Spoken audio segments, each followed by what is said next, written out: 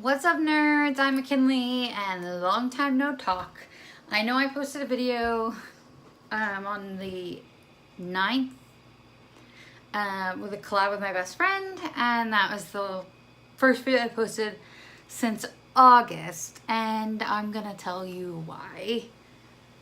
In August I started a new medication, and a side effect of that was I didn't want to do anything that I normally like to do. So I wasn't wanting to read, I wasn't wanting to take pictures, and I wasn't wanting to film.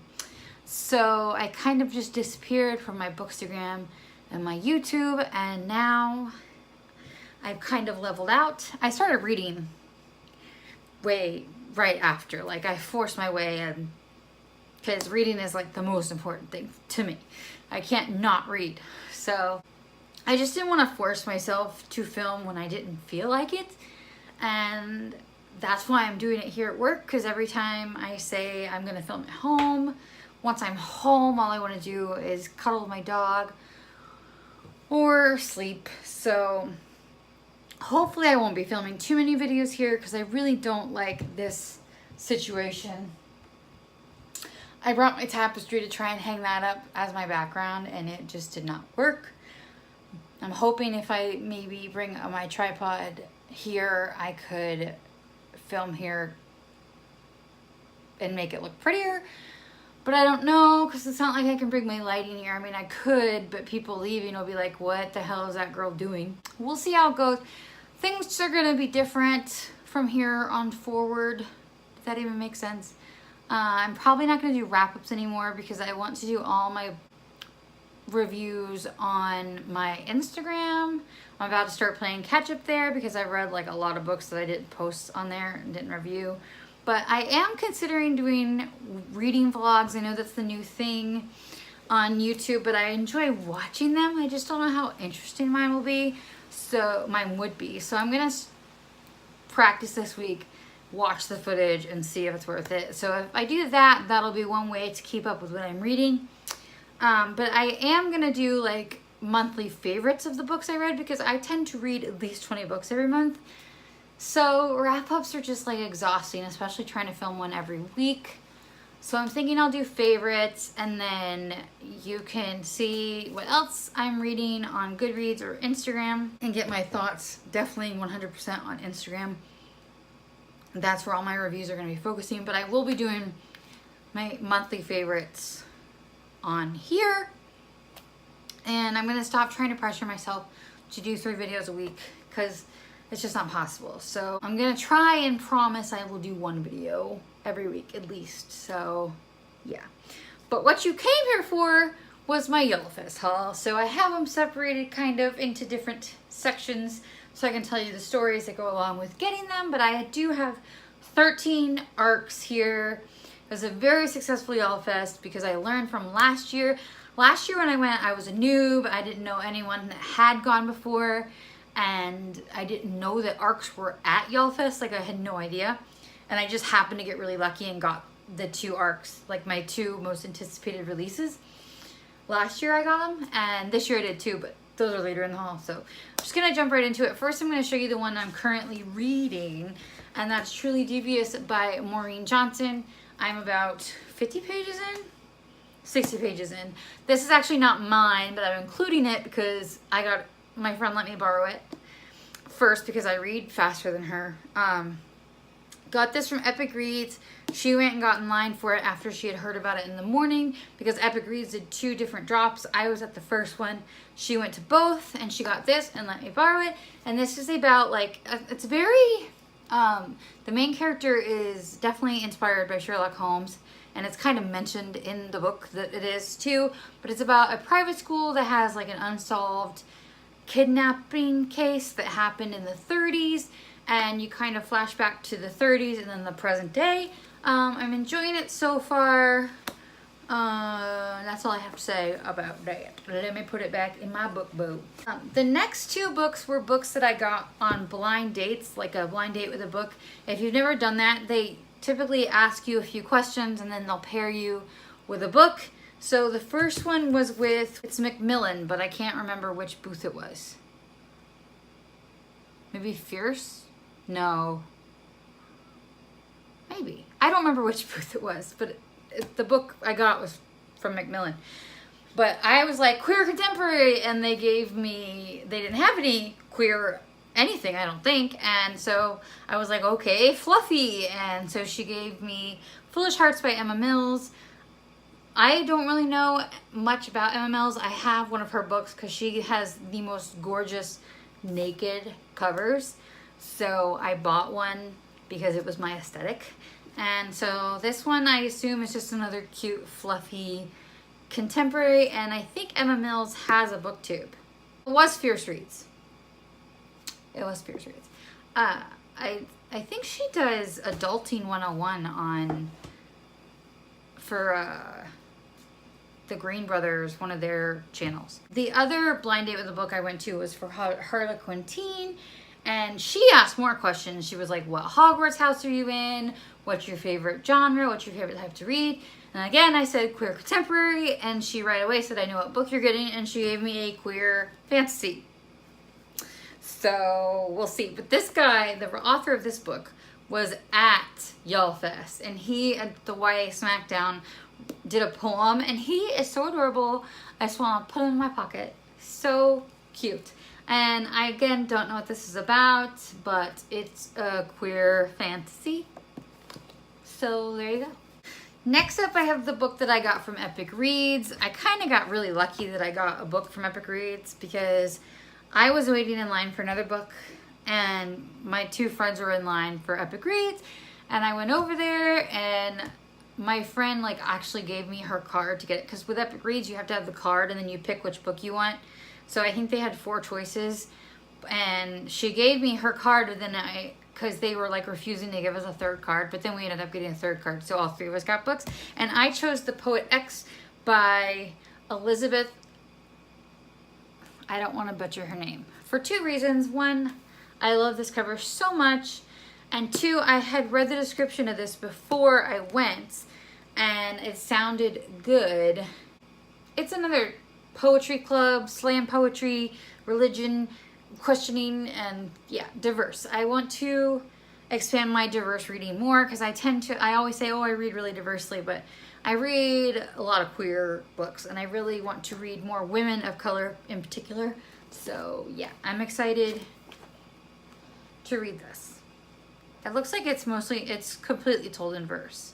So it should be a pretty quick read. It comes out in March 6th. I haven't been telling you any of this. Now this one says it came out October 3rd, but I'm pretty sure it hasn't. Anywho, moving on. We were going to get in line for Mackenzie Lee, and we saw that the underline booth still had ARCs left, so I just grabbed this book because I liked the cover. I didn't know what it was about, but I love the cover, and I'm pretty sure I looked it up later and that it's got queer characters in it, but it's about 3 friends, tragedy strikes, they're all into music, something like that. I'm so good. It's like I'm bouncing right back in the booktube. Like I never missed a beat. I still don't know what anything is about. The next 3 books were all by chance. And I'm going to go with my other pile. So, as I said before, I did my research this time. I looked up all the publishers and their schedule for ARC drops, and there were 2 books that I absolutely had to have. And the first one was this, Girl Made of Stars by Ashley Herring Blake. All I know about this is I read her book, How to Make a Wish, and I loved it, so I want to read everything by her. And 2, it's got a queer woman in it. So I waited in line. This was the only book that I waited in I was first in line. I waited for an hour. So I got really lucky, and this was from HMH Teen, and this comes out May 15th. So I cannot wait to read this, plus this cover is absolutely gorgeous. So while I was waiting in line for this, they started giving away other ARCs if you had signed up for their newsletter. Well, I had already signed up for their newsletter to get a tote bag. So when I saw them unloading them, I was just real casual and like, I'm in line for this, can I get one? I already signed up. Because I saw Nice Try Jane Center, and Becky Albertelli has been recommending this on her Twitter. And as you guys know, I love Becky, so I will read anything she recommends. And from what I understand, This is like, if you like Daria, you'll like this, which is all I really need to hear is the name Daria, and like, I'm in, okay? So that's all I know, and I know that it's really friggin' long. Oh, it's written weird. That's gonna be weird. It's kind of written like a script. That might bother me. We will see how it goes. Anywho, so I got this, still waiting in line for this, and there were like several arcs that she would ask. It was kind of like a blind date. They would ask you what you're into, and I heard her describe this one that it had a demisexual main character, and I was like, what? I need that one too. How am I gonna do this? So my friend Anna, she had gone to the bathroom. I was like, girl, you need to get in line. I want this arc really bad. But she needed to leave to go get in line for Cassandra Clare. So I had made friends with the woman behind me in line, and I was like, will you hold my spot in line? And I went and replaced Anna, and then I got a second arc, which was Miles Away From You by A.B. Rutledge. I've already read this, and I really, really liked it. It's the main character is Pan and Demi on the page. His girlfriend is a trans girl, and then there's genderqueer, gay, people of color. It's super, super diverse, and it's if you like sadder contemporaries that have like a happy-ish ending, this one's for you. This one comes out March 20th, but it's about a boy whose trans girlfriend, is in a coma, and he goes to Iceland to try and deal with it, and it's just really, really good, and I liked it a lot. I think I gave it 4 stars. You'll see it on my Instagram eventually. So my number one arc that I had to have at YallFest was The Apocalypse of Elena Mendoza. If you're new to my channel, I love We Are the Ants. It's one of my all-time favorite books, top 5 for sure, and I will buy anything Sean David Hutchinson writes. I was lucky enough to get an arc of his at last YallFest at the Edge of the Universe. I didn't know that I was going to be able to get it, but I did, and it was awesome. So this year when I was checking, I was like, this is the number one arc, I have to have it. And there was some drama, but I got it, and I'm really excited. Again, I don't really know what this is about. I think it's about a girl that can heal. She can do miracles. His books always read like contemporary, but they always have like some kind of weird fantastical element. I'm hoping this girl is queer, but I'm not sure yet. I will let you know. And this guy, Sean, lives like less than an hour from me, and I still haven't met him. Makes me sad. Finally, this isn't finally, there's more after this one, but when I was looking up arc drops, I had already found out that Sean's book was going to be there, and I was super excited, but there was one other book I was trying to find out if it was there. And I checked all of the publishers that had booths there, and this wasn't on any of their schedules. And I'm like, I even tweeted the author, and she was like, I don't know. And I'm like, crap, I really want it. So then I'm in a panel at the Charleston Music Hall, and the author of this book was moderating it. I can't even remember what panel it was. Oh, Genre Smackdown, Sci-Fi versus Fantasy. And I was like, I really want her book. Like the whole time she's talking, I'm like, I want her book. Why wasn't it here? I'm like, let me just check her Twitter to see if maybe it's somewhere and it's just like big secret. So I go on her Twitter, and at 2:29 p.m. and I see, if you want an arc of the Bells, I gave it away, the Bells, they'll be in the lobby of Charleston Music Hall at 2:30. Again, it's 2:29. So I pop up and I run out, and they're literally placing them on the table. There's no line, nothing. I'm like, can I have one of these? They're like, sure. And I just take it. And it's that simple. It was literally that simple. So I got my two most anticipated, well, there's a third book I'm really anticipating, but there weren't arcs of this yet. So I would say my top 4 most anticipated reads, I got half of them. I'm not going to say what they are because I'll do a video about that in January, but yeah. So I'm just so excited to read this, and I'm going to, like, these, after I finish Truly Devious, these will be my next 2 reads because they come out the same day, and that is February 6th. Is he going to go on tour? Again, I say he lives less than an hour from me, and he doesn't do events here. It's fine. I'm not bitter. So finally, the last 3 books that I have here. My friend went out to get a copy of The Bells after she didn't know about it, but she read mine and she was like, oh, that sounds good. Let me go get one. Because there was literally no line. It was so easy to get it. So, and then she goes, there's more books out here. They let me take 2. So she came back with this book, Murder Trending by Gretchen McNeil. This is about an app in the future that good and honest citizens can enjoy watching the executions of society's most infamous convicted felons. Tell me that couldn't happen. I'm kind of freaked out to read this, to be completely honest. And then there's this one that by The Mortification of Fovea Munson. And this one doesn't even come out till June. When does this one come out? August. So, and I think this one is kind of like a loose Frankenstein retelling. And her parents own a cadaver lab. This one sounds funny. And it's middle grade. So, yeah. One thing you should know about me is I pee a lot. So, like, literally every time I would get up and leave, I would come back with another book. And my friends were like, what are you doing?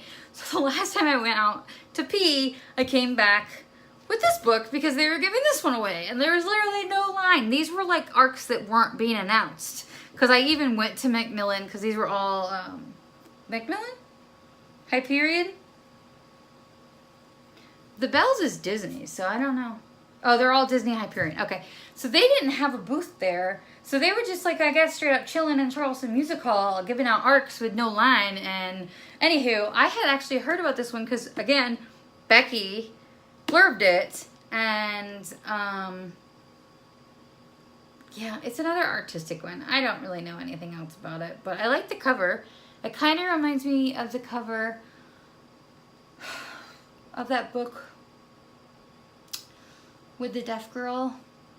I can't remember the name of it, but you know, I'll put a picture right here of that one. But yeah, so I came back from the bathroom with this one and my friends are just like, how do you keep going back with books? But anyway, it was awesome. So yeah, and I also got a sticker because why not? But yeah, that's my YallFest haul. I know this video was really long because I told stories in it, but I like hearing stories about how people stumble across things. So hopefully my subscribers do too. I'm glad to be back. I hope you don't have to see this background every time. I'm sorry if you do. Our wall is so disgusting. Honestly, it's really gross. I'm sorry you had to look at it. But I'm going to try and do better about filming at home. It's just my parents are always home, so I can never have the living room, which is where I prefer to film. So, yeah. That's it for me, guys. I will see you in the next one. Please subscribe if you haven't already. Bye.